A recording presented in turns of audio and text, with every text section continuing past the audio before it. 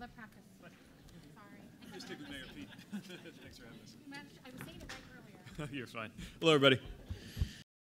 You know, every day a mayor, and especially any executive who's also running for office, has to work out how to handle many responsibilities. And of course, what I have to do now is make sure that the community is moving toward healing, while also continuing this process in the campaign. That does put pressure on our time. So to your question of how those decisions are made, the best way I can make those decisions is in consultation with the community, speaking constantly with community leaders, be they elected leaders, community leaders, activists, religious leaders, about what steps we can take that will promote healing. There's a procedure that's going on that's kind of legalistic, but there's something more at stake.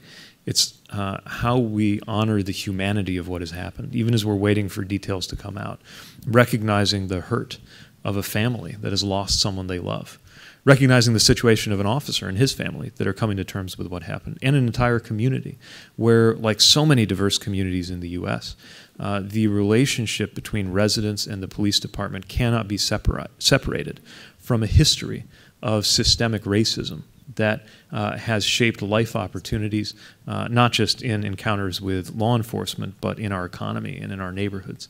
All of these issues sometimes come to a head at a moment like this. And what I'm seeking to do is make sure at key moments like the community gathering tonight that I have the right kind of presence that can signal and gather the values of the community.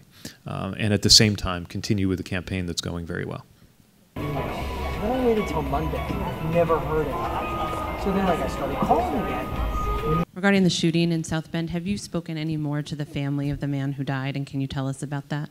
Yes, I have. And as you can imagine, they're hurting. They want answers. And what I've communicated to various family members that I've spoken to, both a larger group of family that I invited into my office the day that the shooting took place, and other members that I've seen individually in the days since, is that the city is committed to making sure that there is transparency about what happened, and that leaving aside all of the legalities, just the humanity of this, recognizing that they are grieving that a human being in our community lost his life, is going to be important for our entire community. There was no help.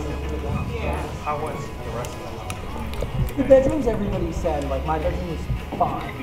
You know, and everybody else said, like, it was sleepable and fine. It was